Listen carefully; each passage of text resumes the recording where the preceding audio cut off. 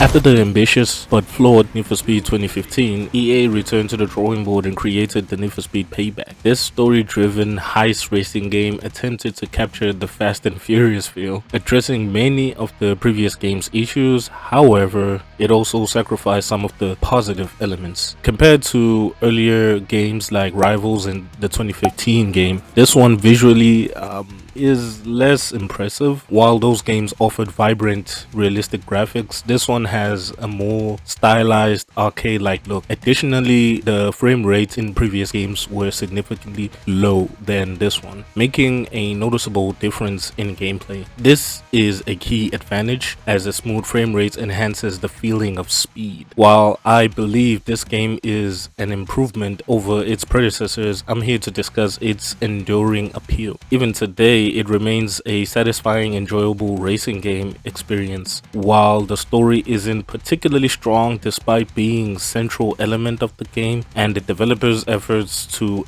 endear the characters, it still has its redeeming qualities. The narrative in Need for Speed Payback, while not groundbreaking, serves its purpose effectively for a time. However, what truly sets the game apart is its emphasis on player freedom and customization. Despite the story-driven nature, the game offers a world that feels open and adaptable to your playstyle. One of the most appealing aspects of Payback is its non-linear gameplay. This game allows players to tackle challenges and missions at their own pace without feeling railroaded into a specific storyline. It's a refreshing change from more linear racing games, and it's one of the reasons why I personally enjoy Payback so much. Another major highlight is the return of deep car customization. This feature was a fan favorite in the 2015 game, and it's great to see them bring it back here in Payback after a long time. I mean, last time we actually got the feel to just customize the car whenever you wanted. I think it was Pro Street, right? Yeah, I think it was Pro Street. You can customize the cars in Pro Street, and then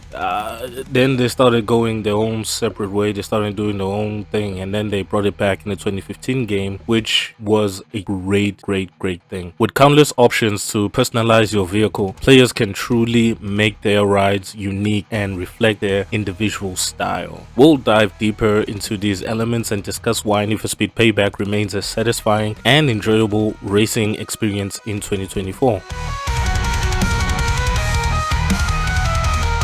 Now, as I mentioned before, compared to the previous games, the graphics aren't as impressive as, the other games when compared to the previous Need for Speed games. But the game still looks amazing as an updated installment of the franchise. It's clear that developers didn't prioritize appearance, but it's still highly detailed. They focus more on performance. The game runs smoothly and the cars feel much faster and more arcade-like I mentioned before, and the game is actually capped at 30 frames per second on console, which is weird, but on PC it runs at 60 frames per second or higher. This is a big improvement over the previous games, which were capped at 30 frames per second on all platforms. I couldn't believe it until I compared the two games, which the one I have on my PC and the other one I actually have on my PS5. The game's environment is a diverse environment featuring bustling city and expansive desert landscapes. I love the cityscape and with its vibrant colors and variety of districts, and so as the desert with towering cliffs, sand dunes, and hidden canyons that have hidden secrets and treasures to discover. Fortune Valley's urban streets are teeming with life, featuring towering skyscrapers and bustling streets. The city feels alive with traffic all over the city to make you dodge different cars while you zoom across from one map to the next. It's just so exhilarating. The game's desert landscapes are vast and desolate. The sun-baked terrain creates a sense of isolation and adventure, perfect for high-speed chases and off-road exploration. Payback features a dynamic weather system that adds depth and realism to the game's environments, from sunny days to, city nights. The game runs on Frostbite engine, which creates realistic graphics and sound design. EA has been using this engine since 2008, and it's clear that It has been successful for EA. They use the engine on other franchises like Battlefield, their first person shooter game, creating an awesome and realistic and detailed graphics that makes the world very immersive. Need for Speed Payback is realistic enough and visually impressive for a racing game. You can definitely see the involvement of ray tracing and other modern, graphical features that we have now. The game's atmospheric effects are top notch. Payback offers a range of cars, which is impressive, but my favorites were the derelict cars you win at boss races. You can customize an old car and turn it into a masterpiece. It's fun to watch a Beetle beat a Porsche or a Lamborghini after you pimped it out.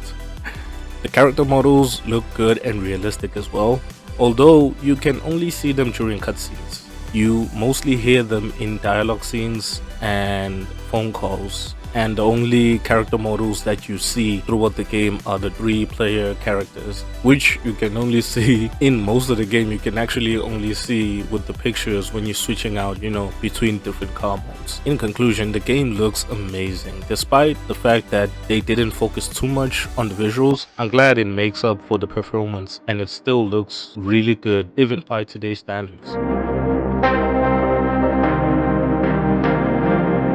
In terms of gameplay, Need for Speed Payback is significantly different from your typical racing game. One noticeable difference is the controls. EA has improved the way the cars handle when you drive them. Plus, you have to avoid different terrains because specific cars are set up for different types of races, including off-road races, drift races, and normal road races. Oh, I almost forgot the drag races, of course. These new additions brought a unique element to the game. While games like Forza and Dirt have similar concepts, this game took it to a whole new level. Since the cars have nitrous, of course, you wouldn't feel like Need for Speed if the cars didn't have nitrous.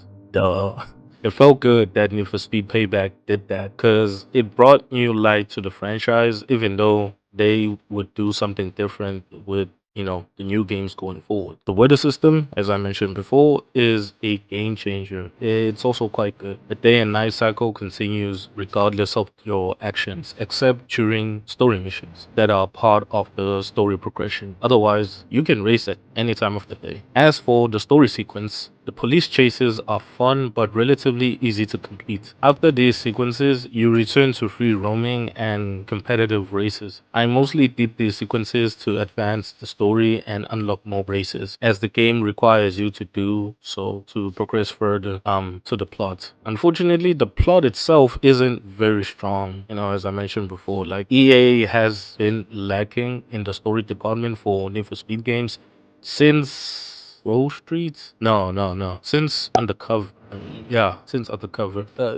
They did actually try to bring it back with Need for Speed The Run being another example of a weak story. In fact, this game did a better job than Need for Speed The Run in that regards. Oh, you know what? Let me just say Need for Speed 2015 did a better job than Need for Speed The Run, even though with those awkward, realistic cutscenes that they tried to add in the game, those are just Cop chases are also linear, requiring you to follow simple directions to lose the cops and then continue free roaming. Additionally, cops only can chase you during story missions and when you retrieve hidden packages scattered around the map, which are not that difficult to find. Otherwise, you won't encounter any cop chases while freely roaming the city or the desert, which I'm sure was a disappointment for fans of getaway driving, as they didn't have the freedom to choose how to approach the run and taking them down. There's a satisfying feeling when being chased by cops. The cool slow motion cutscene that accompanies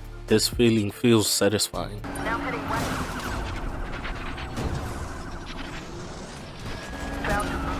It's a shame they didn't expand on this a bit more.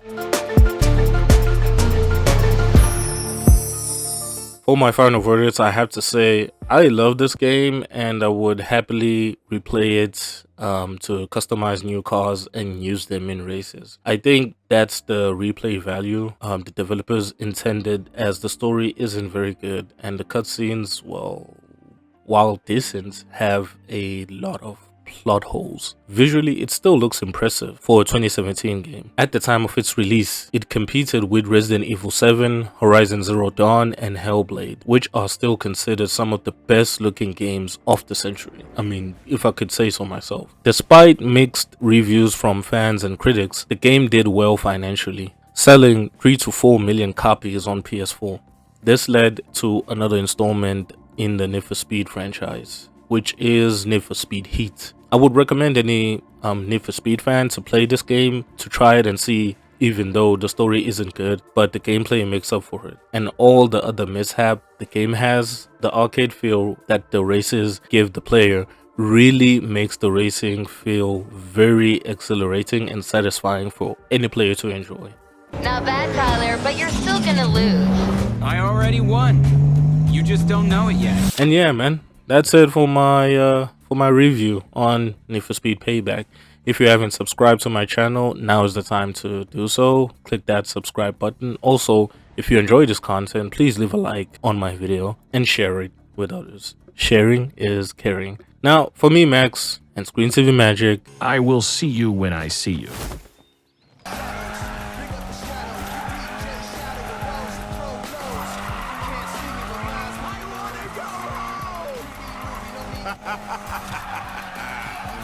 Playtime's over.